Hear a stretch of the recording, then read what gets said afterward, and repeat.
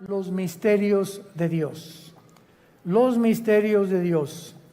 Bueno, abran sus Biblias, los que la traen, en el libro del Apocalipsis, capítulo 17. Apocalipsis, capítulo 17, porque vamos a ver los tres misterios satánicos. Y vamos a abocarnos en esta mañana al misterio de Babilonia. La Biblia es un libro sellado. Contiene información espiritual.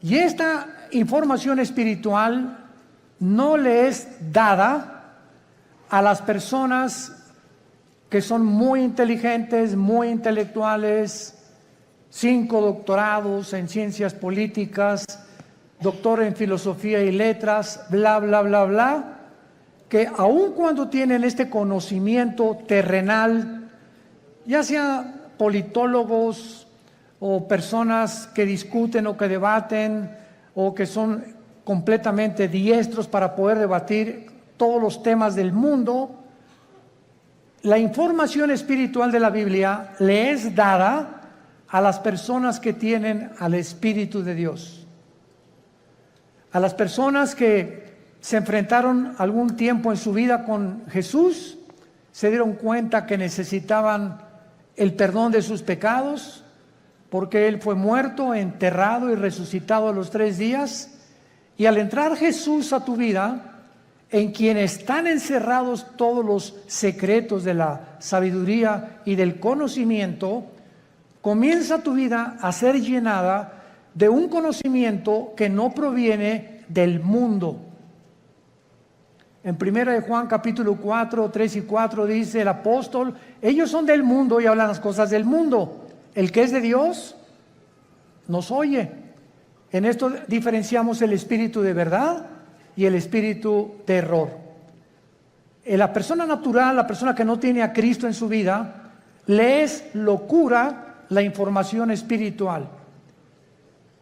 En los 40 años que tengo predicando la palabra, 43 de convertido, y en todos los, se podría decir, más de 100 debates que he tenido con escépticos, agnósticos, politólogos, ateos, etcétera, etcétera, siempre me he enfrentado, cuando atacan la Biblia, preguntarles si ya la leyeron. Y créanme que casi un 80% de las personas que discuten, agreden o son hostiles a la Biblia o la critican, ni siquiera la han leído. Y cuando te dicen, ya la leí, quiere decir que comenzaron desde el Génesis, imagínense nada más. La Biblia no se comienza a leer desde el principio, sino desde el Nuevo Testamento. Y te dicen, ya la leí, o sea, leí los 66 libros en 3 o 4 meses y con eso ya entendieron los secretos de Dios. Qué tremendo, ¿verdad? Entonces es importante que esto lo tengamos nosotros como base, porque estos secretos que pertenecen al mundo espiritual, a Dios le ha agradado revelárnoslos a nosotros. Cuando Jesús comenzó a hablar en parábolas, Mateo 13, Marcos capítulo 4, etcétera, etcétera, les dijo a ustedes, a los discípulos, a los que me siguen, les es dado entender las cosas que estoy contando en las parábolas. Que el sembrador salió a sembrar, que el trigo, la cizaña, las aves del cielo, la tierra, etcétera, etcétera, que la gente ni siquiera entiende, tenían un trasfondo espiritual dado a los que siguen a Jesús. Entonces, si tú eres una persona, o los que nos escuchan, que quieres respuestas, por ejemplo, ¿por qué Dios permitió el mal en el universo? ¿Por qué, si Dios sabía que Adán y Eva iban a pecar, por qué los creó sabiendo como omnisciente que es Dios, etcétera, etcétera? No vas a tener respuestas hasta que comiences a seguir a Jesús, porque a Dios no le interesa enriquecer tu conocimiento intelectual, sino cambiar tu vida, transformar tu vida.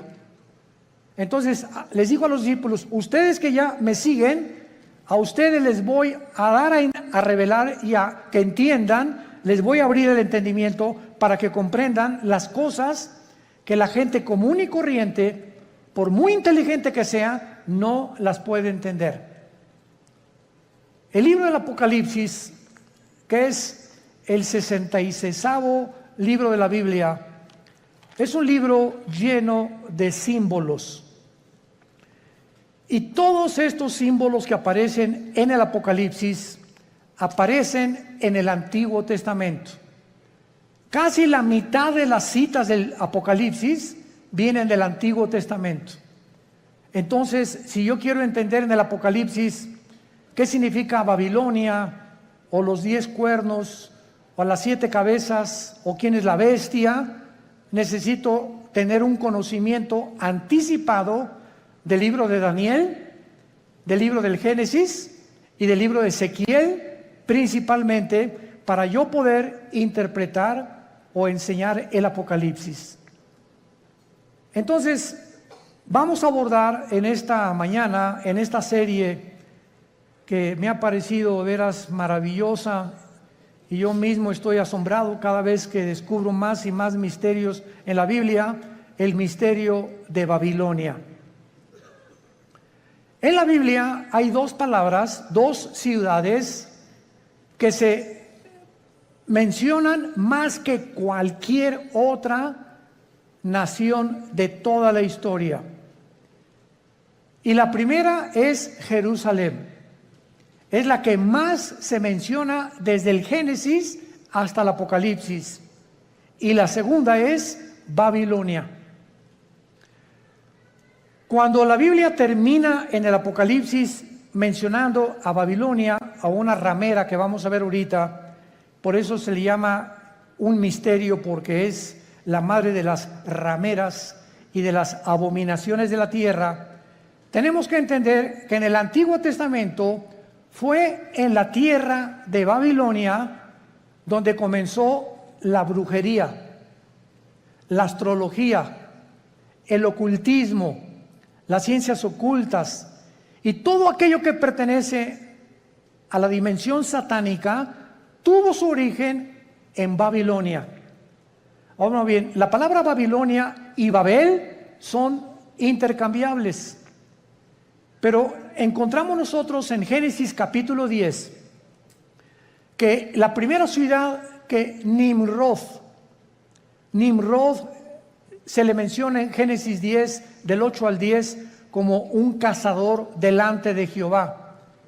Pero esa palabra delante de Jehová significa en contra de Dios en el original hebreo.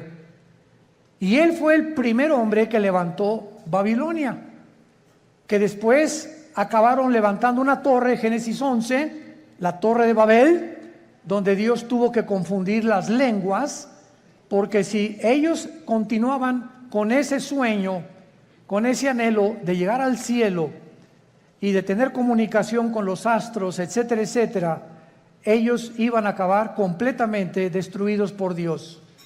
Entonces, la gran variedad de lenguajes que hay en el mundo es una manifestación de la misericordia de Dios, porque de otra manera nos acabaríamos todos, pero en 3 días.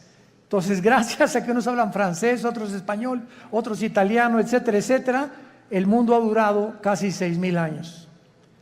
Muy bien, ahora Babilonia, aparte en el Antiguo Testamento, aparece con otros nombres geográficamente. Uno de ellos es la tierra de los caldeos. La tierra de los caldeos. Y esta palabra, la tierra de los caldeos, esta frase significa la gente que vivía en Caldea, y Caldea era Babilonia. Entonces, cuando tú oyes la tierra de los caldeos, es la zona geográfica donde la humanidad se comenzó a levantar en contra de Dios. Y actualmente, geográficamente, se encuentra en la nación de Irak. Ahí lo que es ahorita Irak y Siria.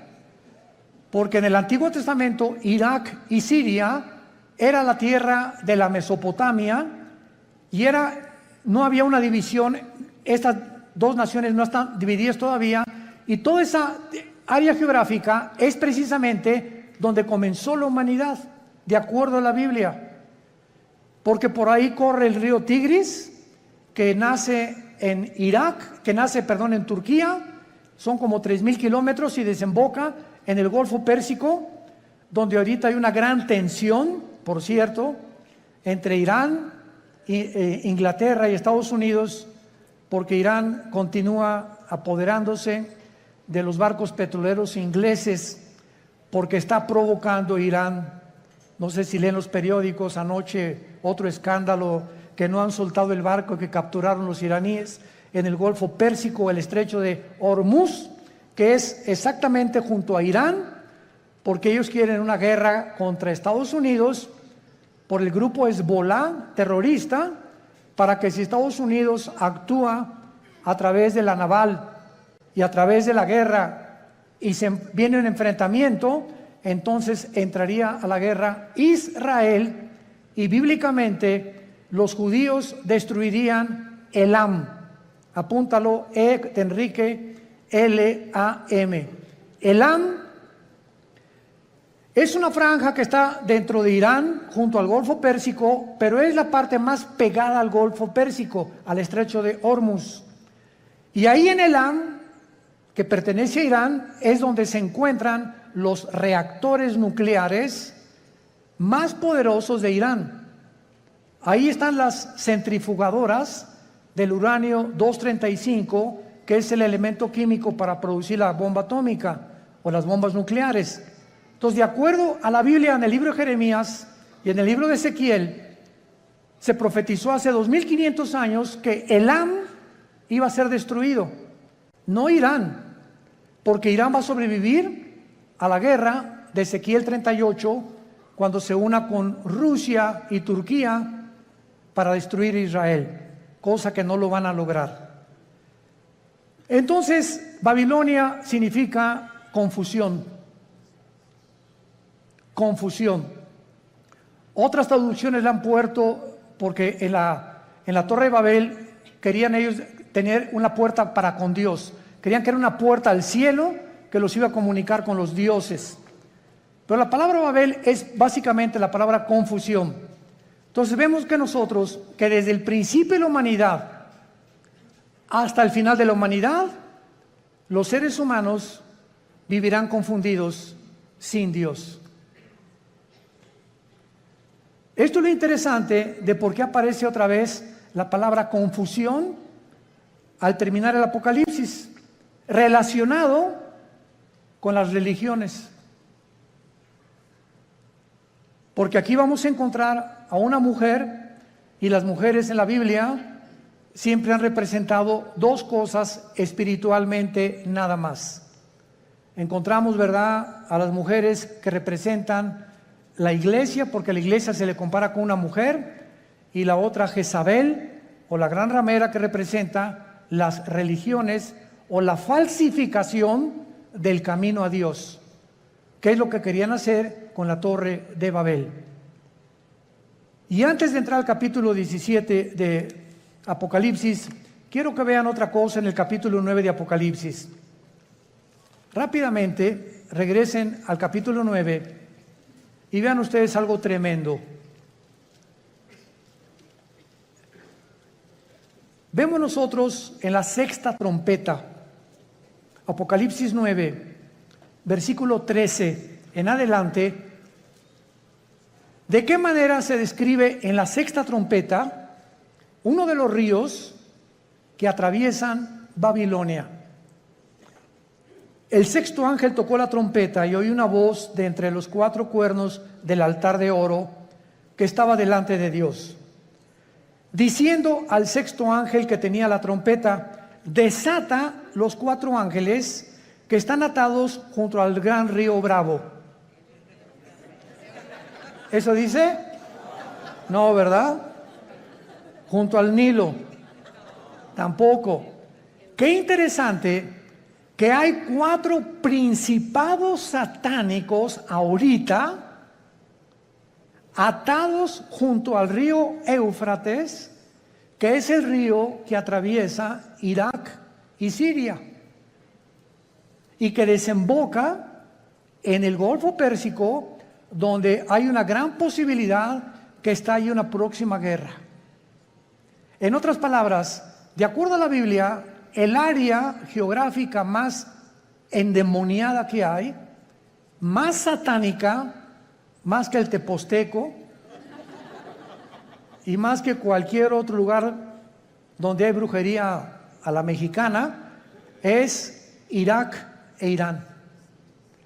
Ahí están 4 principados atados, y dice la Biblia, y fueron desatados, versículo 15, los 4 ángeles que estaban preparados para la hora, el día, el mes y el año, a fin de matar a la tercera parte de los ángeles. En otras palabras, el mundo que vivimos actualmente está bajo el control de ángeles, pero no ángeles buenos, ángeles caídos. Y la Biblia nos corre las cortinas y nos muestra que en esta época que estamos viviendo, que ya se va a acabar, vamos a entrar a donde ya los ángeles caídos serán completamente derrotados y entrará Cristo con la iglesia a gobernar el mundo por 1000 años, después la Nueva Jerusalén, después la eternidad. Pero dice Hebreos capítulo 2, Dios no sujetó el mundo venidero a los ángeles. O sea, el mundo que viene después del de nosotros, ya los ángeles no van a tener parte, ahorita sí la tienen. Y esto lo explica el capítulo 10 de Daniel, el capítulo 7 de Daniel, el capítulo 2 de Daniel, Ezequiel capítulo 28, Isaías capítulo 14, etcétera, etcétera, donde cada nación, Grecia, Egipto, los medos, los persas, los romanos, los babilonios, todos tenían ángeles que les decían a los gobernantes lo que tenían que hacer. Y eso el mundo pues no lo sabe, ¿verdad? Por eso se nos manda a orar por nuestro gobierno, porque hay ángeles que están influenciando tremendamente los asuntos del mundo terrenal donde tú y yo vivimos. Muy bien, vayamos pues a Apocalipsis 17 y veamos este conflicto y este misterio que vamos a resolver, que es el primero de Babilonia. Vino entonces uno de los 7 ángeles que tenían las 7 copas y habló conmigo diciéndome: ven acá, te mostraré la sentencia contra la gran ramera, la que está sentada sobre muchas aguas. Brínquense al versículo 18. ¿Quién es la ramera? Y la mujer que has visto es una ciudad. ¿Ven cómo la Biblia se interpreta a sí misma? No es de interpretación privada la Biblia. La misma Biblia se interpreta a sí misma. Y la mujer que has visto es la gran ciudad que reina sobre los dioses de la tierra. O sea, antes de seguir abordando, la Biblia profetiza en este capítulo que vendrá una ciudad que se va a levantar en el mundo religiosa. Y que esta ciudad religiosa está mezclada con la política. Y que al mismo tiempo esta ciudad va a gobernar la política durante 3 años y medio, y la política que va a reiniciarse con el anticristo va a matar a la mujer, o sea, va a incendiar esta ciudad, y entonces los últimos 3 años y medio de la gran tribulación vendrá la persecución del anticristo.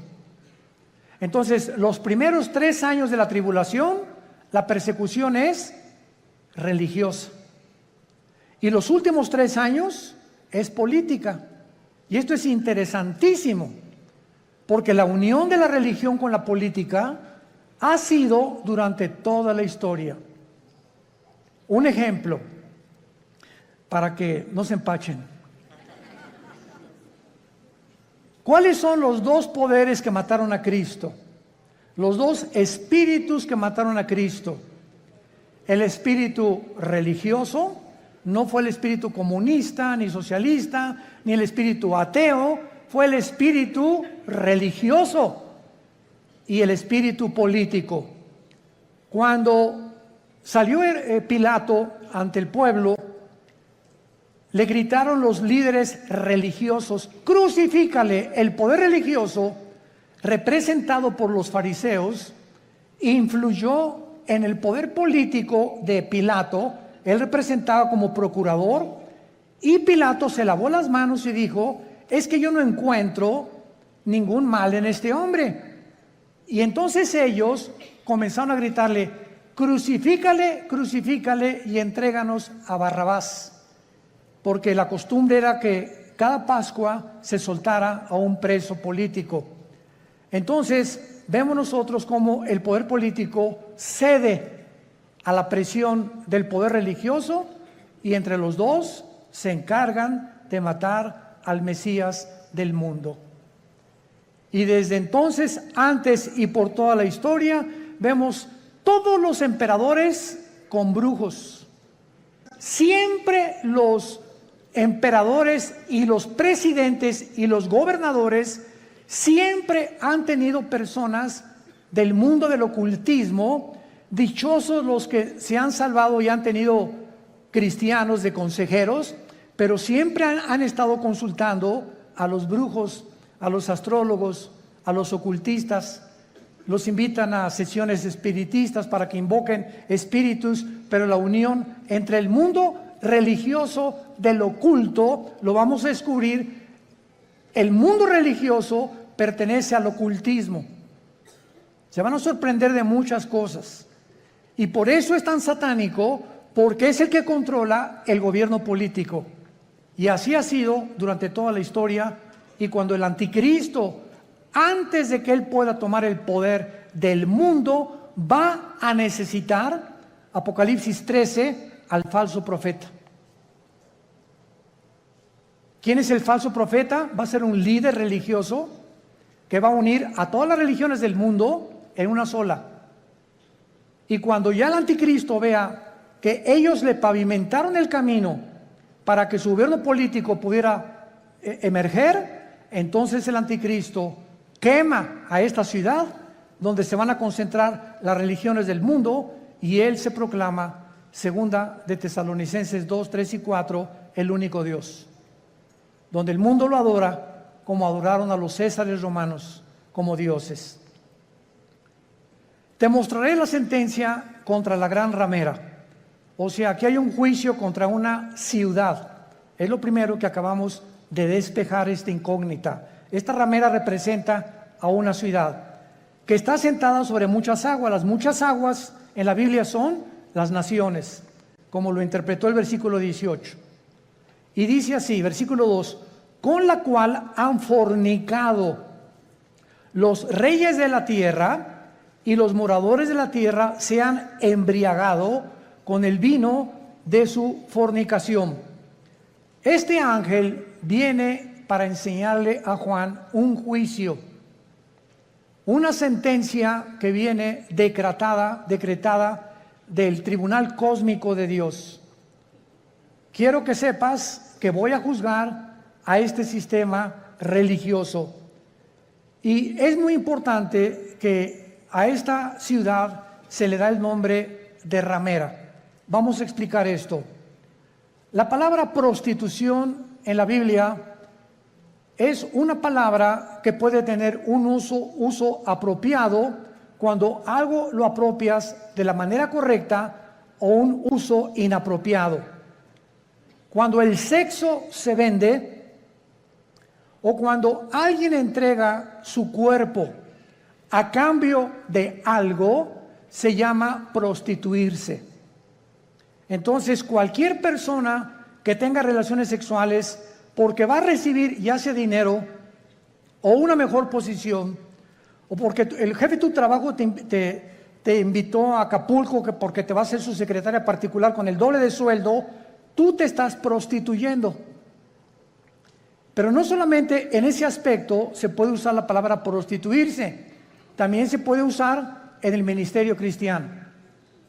Cuando, por ejemplo, un pastor sabe que un miembro de su iglesia vive en adulterio, y viene la esposa y nos dice: mi esposo vive en adulterio, pero resulta que don Pancho, el que vive en adulterio, el gordito rabo verde sinvergüenza, fue el que puso el techo de la iglesia y es el que más diezmos está dando. Entonces, si un pastor, por saber que don Pancho es el que más económicamente está ayudando a la iglesia, y ese pastor no disciplina a don Pancho, ese pastor es un prostituto.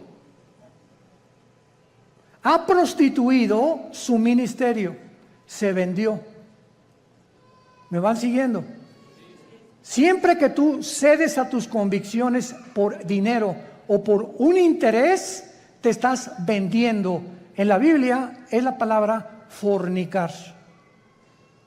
Por eso más adelante dice que esta ciudad ha fornicado, ha tenido relaciones ilícitas con los gobiernos. Y la iglesia no tiene que haber separación entre iglesia y el Estado. La separación gubernamental y políticamente entre la iglesia y el Estado es beneficiosa, es saludable, porque ningún Estado, ningún gobierno puede imponer. Hagan de cuenta que en México surge un presidente cristiano. Este presidente de ninguna manera debería atreverse a imponer el cristianismo en la República Mexicana, porque se coartaría la libertad, porque todos somos libres de manifestar las creencias en las cuales nosotros creemos. Pero cuando ya se impone una religión a través de la muerte o de la Inquisición o de la tortura con el beneficio de la iglesia, es cuando vemos que ese sistema se ha prostituido. Se ha prostituido, porque a la iglesia no le corresponde juzgar a los malos, eso le pertenece al Estado. El Estado usa el Estado de Derecho para castigar a los malos, silla eléctrica o pena capital o pena perpetua, lo que sea. La iglesia tiene la función de predicar el Evangelio para que el corazón del ser humano sea transformado. La justicia la aplica el Estado, no la iglesia. Para que me vayan siguiendo con mucho cuidado. Esto es muy importante, porque el otro día escuché una conferencia de un grande teólogo que me sorprendió con lo que dijo, y me dice: de todos los países a los que yo he visitado en Latinoamérica, el más inculto y el que más ignorante es de todo lo que está pasando, México lindo y querido. Sentí algo bien feo aquí adentro de mí. Se considera el país más ignorante y más inculto de todo lo que está pasando políticamente, religiosamente, etc. Como que si al mexicano no le importa más que el Calimán y las telenovelas y el América, desde luego. Además vive el América. Bueno, pero esto es tremendo, ¿verdad? Y otra cosa que también me sorprendió es que un análisis que hizo las Naciones Unidas fue que en Europa el promedio de la gente normal, desde los 10 años de edad hasta los 25 o 30 años de edad, cualquier europeo de cualquier nación de Europa ha leído antes de los 25 años por lo menos 6, 7 libros al año. Y en México, 1 al año. Y con trabajo no lo acabaron. ¿Se imaginan? Estamos con el esto, con el Calimán, la televisión, ausentes completamente de cultivar nuestro espíritu, nuestra mente intelectual. Me gradúo de abogado y jamás me vuelvo a meter a la jurisprudencia ni a los libros. Me gradúo de médico, no me actualizo con todos la tecnología impresionante en la medicina que hay actualmente. Por ejemplo, no sé cuántos de ustedes han notado que ya no uso lentes. Asústame. No es para que se asusten, ¿verdad? Pero es increíble. Tengo como 40 años usando lentes. Yo tenía hipermetropía, estigmatismo y no podía leer. Ahorita tengo una visión de 20/20, impresionante. ¿Saben lo que me hicieron? Resulta que ahí en Dallas, Texas, está uno de los médicos oftalmólogos que trajo el rayo láser. Pero a mí no me hicieron nada más el rayo láser, sino que me hicieron 2 implantes de la oftalmología, 2 implantes intraoculares. O sea, me metieron 2 ojos o 2 lentes, no sé. Y cuando yo le pregunté al oftalmólogo después, duró 16 minutos la cirugía. Primero uno y como al mes me hicieron el otro. Y le dije, bueno, ¿cómo está esta explicación? Y me dice, mira, hay 5 tipos de lentes. El que te metimos a ti se llama ultralight. ¿Qué significa esto? Con un rayo láser te perforamos una incisión milimétrica y por un tubo te metimos un lente envuelto como un taco. Y entró el lente y dentro de tu ojo se abrió como una tortilla. Y entonces se tiene que ir pegando a la parte de atrás, al tejido, y en ese momento, bueno, me dieron entrenamiento, ¿verdad? Todos los días me dieron que tenía que hacer una pluma así, acercármela a todo, nomás como 50 o 100 veces, hasta que ya pudiera ver de cerquito. Ahorita ya no necesito nada, ya puedo ver de lejos, ya la luz casi no me molesta. Pero es impresionante la tecnología de la oftalmología y de todas las demás ramas de la ciencia del siglo XXI.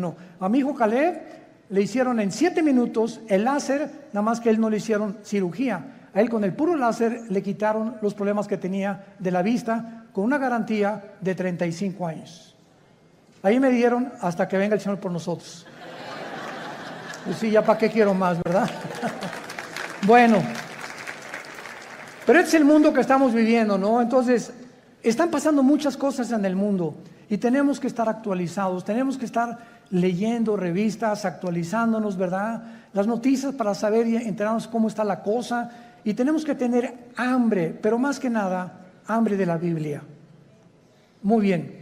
Entonces, la prostitución en este pasaje, la ramera representa, si lo quieres apuntar, la prostitución de la religión. Cuando la religión se vende, cuando la religión ofrece, dame dinero y tu hijo va a ser sanado. Dame dinero y la maldición se irá de tu casa. O manda dinero y vas a recibir a cambio algo. Esta religión está negociando la salud y se está prostituyendo. Porque la Biblia dice que Dios ama al dador alegre, no por necesidad, ni por coerción, ni por amenaza, ni porque si no mandas, la maldición de Tutankamén caerá sobre tu casa. Ahí es cuando vemos la prostitución de la religión. Hace poco acaban de capturar a un hombre, ¿verdad?, en Estados Unidos, líder de una secta que se llamó La Luz del Mundo en México, que no se imaginan ustedes, ¿verdad? No son millonarios, son multimillonarios. Y lo más asombroso es que el 70% de las gentes que van a estos millones de personas que pertenecen y el dinero que tienen son gente humilde, son gente de pobres, o sea, de la clase indígena y de casi, como decía Cantinflas, desleídos y deslustrados. No son muchos profesionistas ni mucho menos. Y estas personas, ¿verdad?, tenían comandos armados.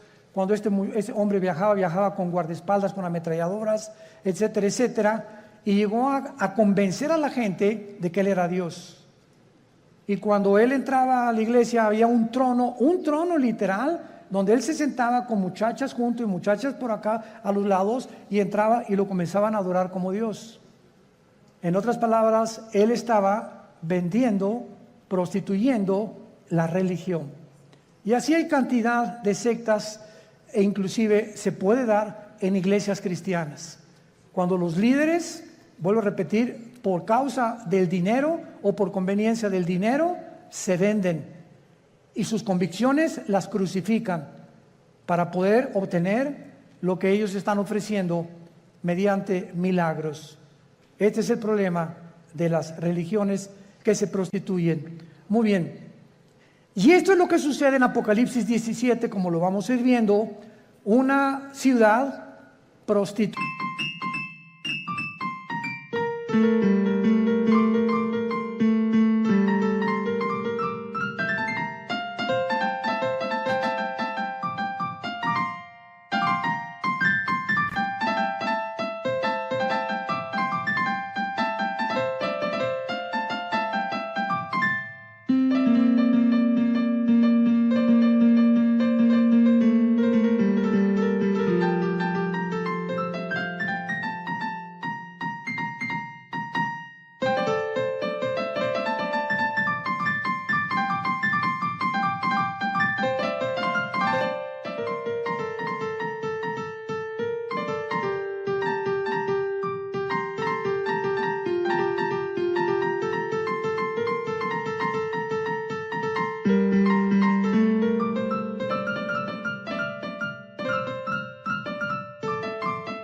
prostituta que ha fornicado, dice el versículo 2, con los moradores de la tierra.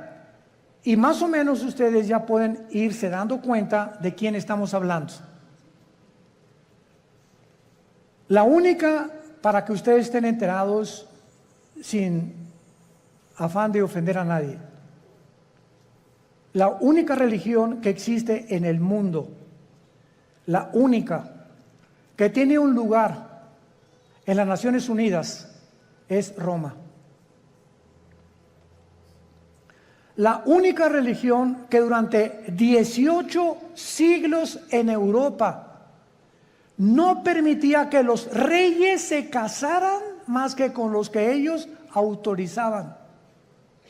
La única religión que exigió que si no te convertías a Roma durante 350 años, nombró un papa a Torquemada, un hombre español, con la Inquisición, donde los abrían los cuerpos, les quitaban el pelo, los rapaban, pero con todo y la piel, les sacaban los ojos, los sentaban en estacas, los quemaban vivos a judíos y a cristianos, porque no aceptaron que Roma es la única religión que salva. Y hasta el siglo XXI, los estatutos romanos continúan enseñando lo mismo. Fuera de Roma no hay salvación. Esto es impresionante. Cuando yo tenía 12 años de edad, les he contado a muchos, fuimos educados, mi hermano Alejandro y yo, en colegios lasallistas, San Juan Bautista de la Sal. Y a los 13 años vivíamos en Acapulco, entré al seminario, yo quería ser cura, porque nos enseñaron los hermanos lasallistas en aquel tiempo el latín, en aquel tiempo éramos acólitos, el cura daba la misa en latín, cuando entraba supuestamente al altar, ¿verdad? Entraba y decía, introibo al altar de Deu, Justifica Juventudes Meam, me introdujo al altar de Dios a ofrecer los sacrificios por los vivos y por los muertos. Ya le contamos en latín los acólitos, y cuando uno de los grandes dirigentes ahí llegó a visitarnos al seminario, nos dijo, ustedes están ya en el tiempo de hacer un voto de celibato sacerdotal. Y pues éramos como 10 o 12 muchachos de 14, 15 y 6 años de edad, y nos volteamos todos a ver qué significa el voto del celibato sacerdotal.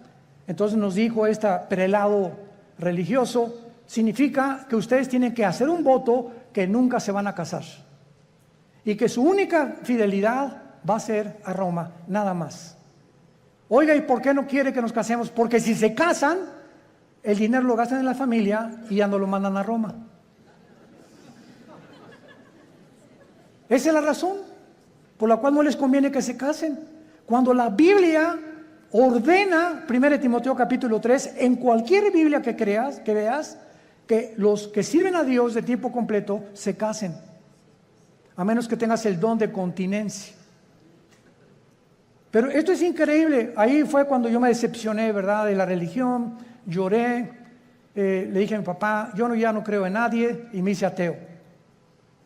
A los 17 años ingresé al Partido Comunista, me uní a la dialéctica materialista, a estudiar el Capital de Marx, de Engels y de todos los grandes líderes, Lenin, que la llevó a la práctica en la revolución bolchevique, etcétera, etcétera, hasta que cuando me convertí, yo estaba a punto ya de casi quitarme la vida, de la depresión a la que yo había llegado, de la decepción y de todo, que ya nadie me convencía, cuando mi hermano Alejandro me presenta a Jesús como el camino, la verdad y la vida.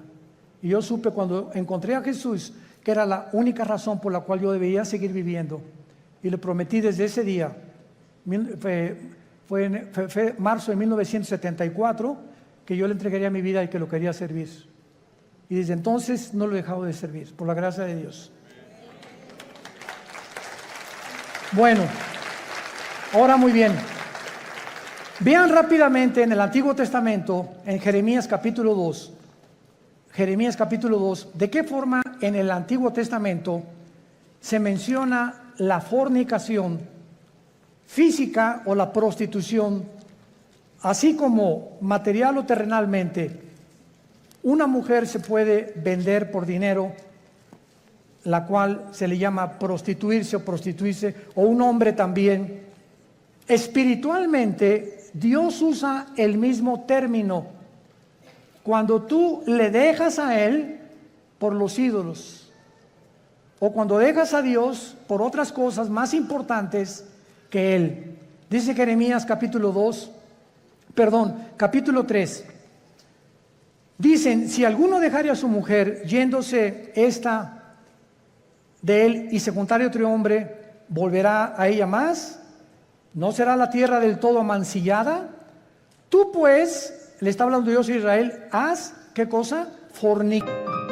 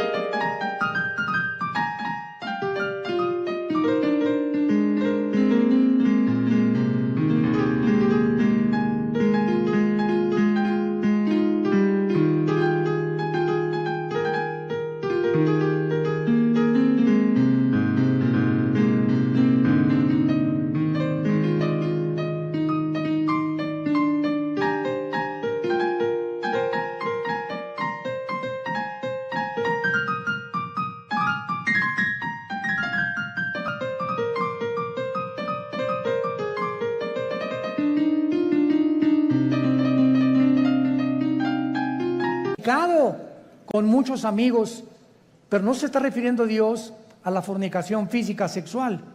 Veámoslo. Mas vuélvete a mí, dice Jehová, alza tus ojos a las alturas y ve en qué lugar no te hayas prostituido, junto a los caminos te sentabas, para ellos como árabe en el desierto, y con tus fornicaciones y con tu maldad has contaminado la tierra. Por esta causa las aguas han sido detenidas y faltó la lluvia tardía, y has tenido frente de ramera y no quisiste tener vergüenza. Dios acusa a Israel de fornicar con los ídolos, que es lo mismo cuando un hombre se va con una mujer que no es su esposa, o cuando un muchacho tiene relaciones con su novia sin casarse, está fornicando. Ella se está entregando a él o por conveniencia, o él con ella. Se están prostituyendo los dos. Y cuando tú espiritualmente dejas a Dios y abrazas cualquier otra área de la vida por olvidarte la palabra de Dios, has prostituido tu llamado. Estás fornicando. En otras palabras, en la Biblia, la idolatría se le compara con la fornicación sexual. Ahora veamos y confirmémoslo en Santiago capítulo 4, en el Nuevo Testamento, y dice así el apóstol Santiago. Santiago capítulo 4, versículo 4. Santiago 4, versículo 4. Oh almas, ¿cómo se les llama? Adúlteras, pero no porque se hayan ido con otra mujer. ¿No sabéis que la amistad del mundo es enemistad contra Dios?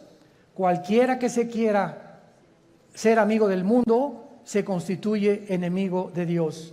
¿O pensáis que la Escritura dice en vano, el Espíritu que Él ha hecho morar en nosotros nos anhela celosamente? Vemos ya que también en el Nuevo Testamento la fornicación puede ser espiritual o puede ser de carácter sexual. Vayamos otra vez a Apocalipsis, nuestro pasaje, y ya vamos despejando muchas incógnitas que estaban ocultas ante nuestros ojos, por lo cual Dios le llama a esta ciudad, versículo 2, has fornicado con los reyes de la tierra. Roma tuvo relaciones ilícitas con los políticos. Cuando Constantino en el año 325 después de Cristo, apúntalo, fue el último emperador romano, fueron los emperadores los que le hablaron a una persona para darle el título de pontífice. Fue el primer título que se le dio a un dirigente en Roma. La palabra pontífice significa constructor de puentes en el latín. Constructor de puentes. O sea, vamos a nombrar a una persona, síganme con cuidado, que tenga relación con Dios y que nosotros a través de esa persona podamos comunicarnos con Dios. Cuando 350 años antes, la Biblia dice, porque no hay más que un solo mediador, Hechos 4:12, entre Dios y los hombres, Jesucristo. Entonces, Roma toma el lugar de Jesús y dicen que ellos a través actualmente de cualquier cura o cualquier padre te tienes que ir a confesar. Él te da una penitencia de, no sé, 30, 40 veces Marías o lo que tú quieras decir, y en ese momento tus pecados son perdonados. ¿Qué dice la Biblia? Que no tenemos ya a nadie desde Cristo en nuestros días a quien contarle nuestros pecados más que a Jesucristo, hombre. Primera de Juan 1, 8 y 9. Si confesamos nuestros pecados, Él es fiel y justo para perdonarnos y limpiarnos de toda maldad.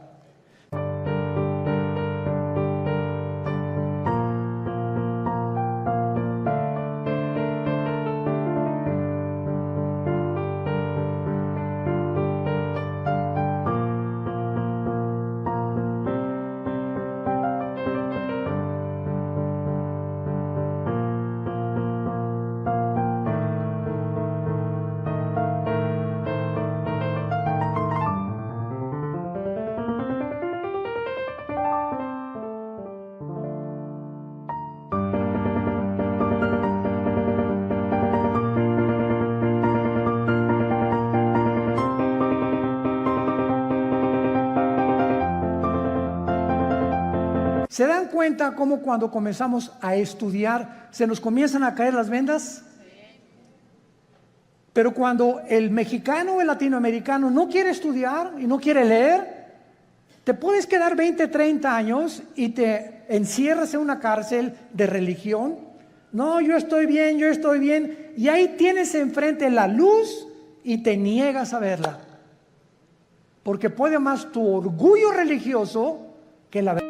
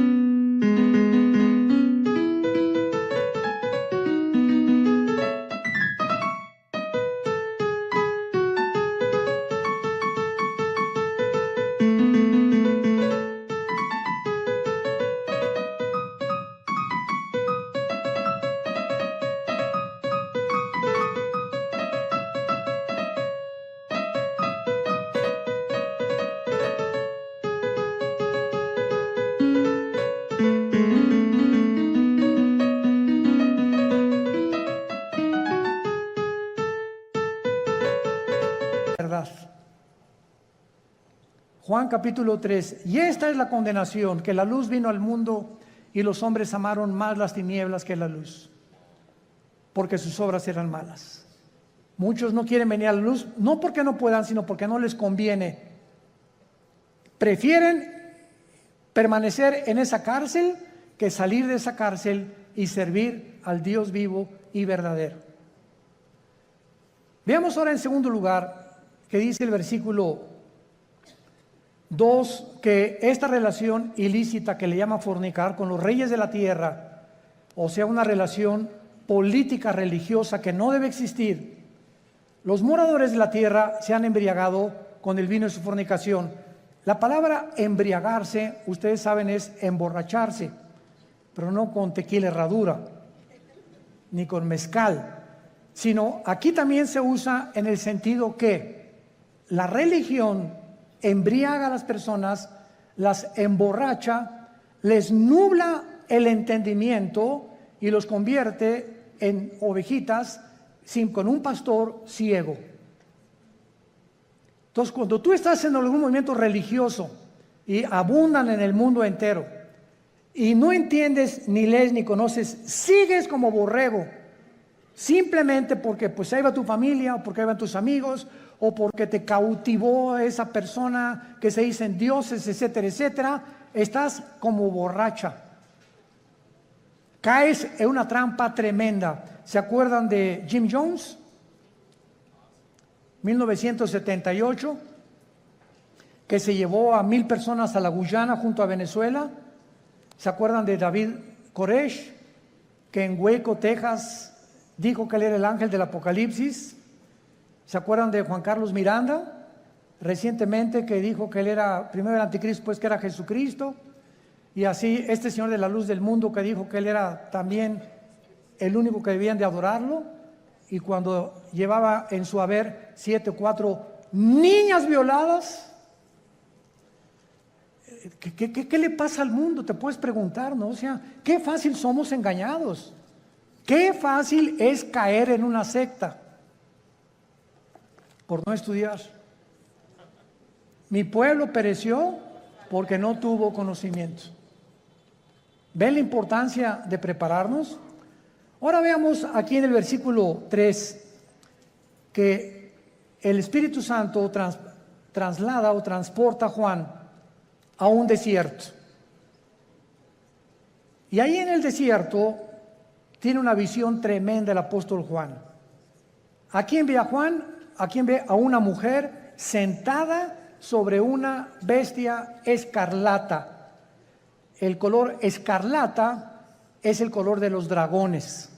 Es un color rojizo, que es el color que se asocia con la sangre, con la guerra y también con Satanás.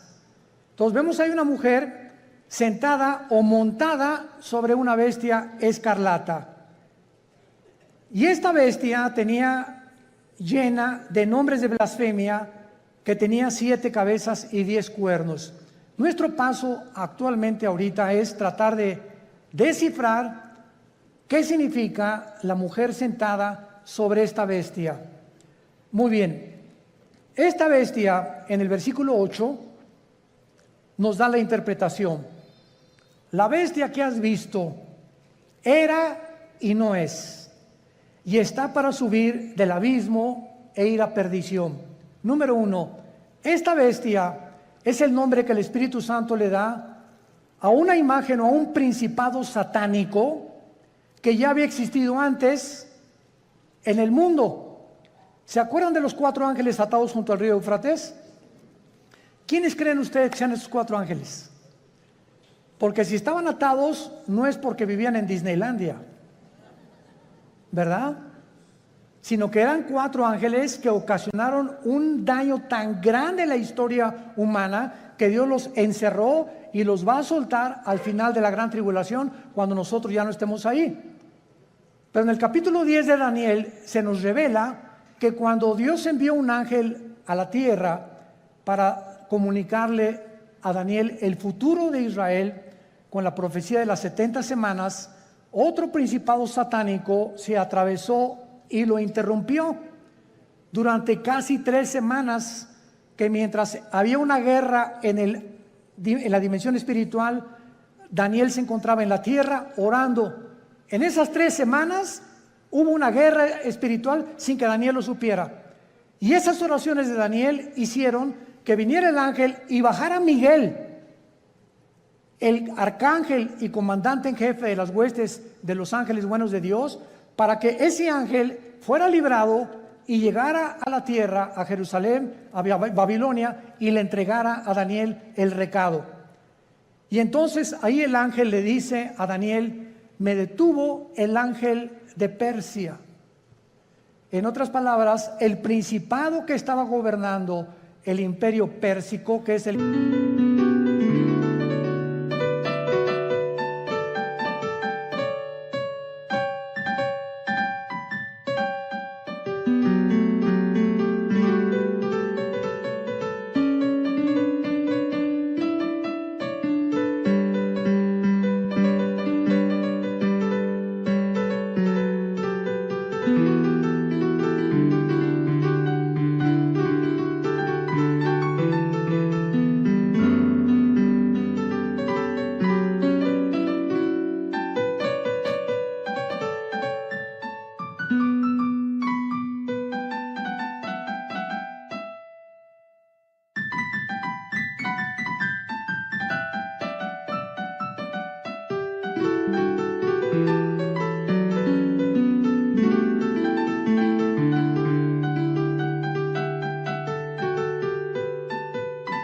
imperio de Irán, porque en 1935 se le cambió de Persia a Irán, era un principado satánico.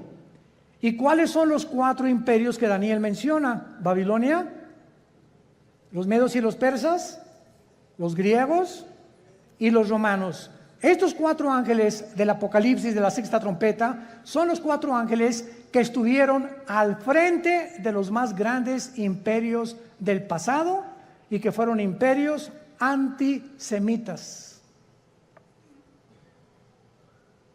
Y van a volver otra vez a resurgir. Pero aquí hay un ángel que está en el abismo. ¿Qué es el abismo?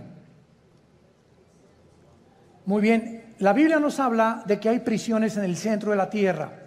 Una es el infierno. ¿Quién está en el infierno? ¿Tu comadre? ¿Tu tía? ¿Tu tío? No sabemos, ¿verdad? El infierno es el lugar de los espíritus humanos, nada más, desde Adán hasta nuestros días, que bajan al centro de la tierra. Todos los que murieron sin Cristo o rechazaron la salvación se encuentran en el infierno. En el infierno no hay demonios.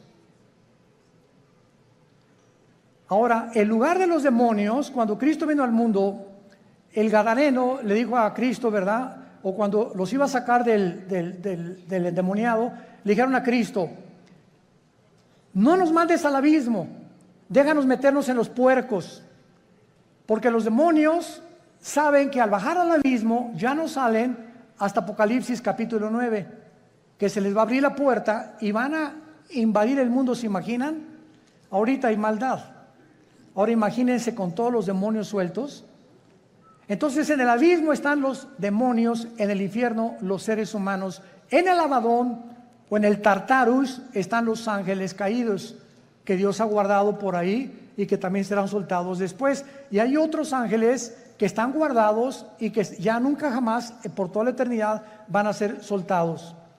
Entonces la Biblia nos muestra claramente que esta bestia que estaba viendo Juan, no hay otro nombre más que bestia para darle, porque la palabra bestia en el griego significa algo cruel, rapaz, sanguinario, que no se le puede comparar a un tigre, ni a una hiena, ni a un león, ni a una águila. No hay ningún animal comparado, y por eso se le adjudicó el nombre de bestia. Y esta bestia es el anticristo. ¿Qué nos dice la Biblia? Que cuando surge el anticristo, que lo más seguro es que el diablo va a tener relaciones con una prostituta. Y de esta relación van a ser el anticristo.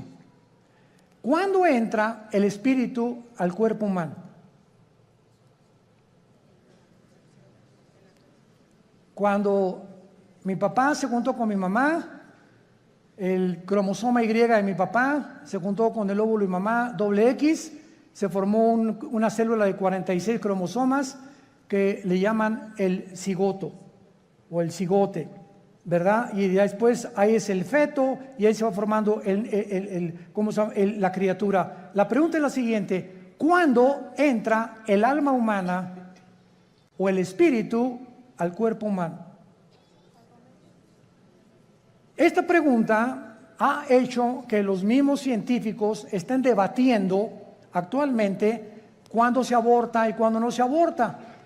No hay ningún médico, ningún doctor, ningún genetista, ningún ginecólogo, nadie que te pueda decir cuándo comienza la vida. Y por eso se ha dado especulaciones. No, puedes abortar a las 3 semanas, a los 2 meses, al mes. Y las leyes en diferentes naciones cambian de acuerdo a la perspectiva y la opinión de tales o cuales médicos. Pero en el Salmo 139, escrito hace 3000 años, escribió Dios: mi embrión vieron tus ojos. Es en el momento de la fertilización, señores médicos que nos acompañan, es en el momento de la fertilización cuando el cromosoma de mi papá fertilizó el óvulo de mi mamá. En ese momento Dios nos considera seres humanos completos, con toda la información genética, aunque no se haya desarrollado el corazón ni el hígado ni mucho menos, pero en ese momento ya estamos potencialmente completos como seres humanos. Así que a los 2 o a los 3 días ya se le llama aborto. Porque es Dios el que determina cuándo comienza la vida. Bueno, vamos a dejar hasta acá nuestro estudio. Tenemos, ni modo, me tengo que ir, tengo que volar yo, así que bye bye. Ahí alcánceme al aeropuerto, ¿verdad? Y seguimos hablando, pero vamos a continuar con estos estudios maravillosos y te damos gracias, Señor, por tu palabra en esta mañana.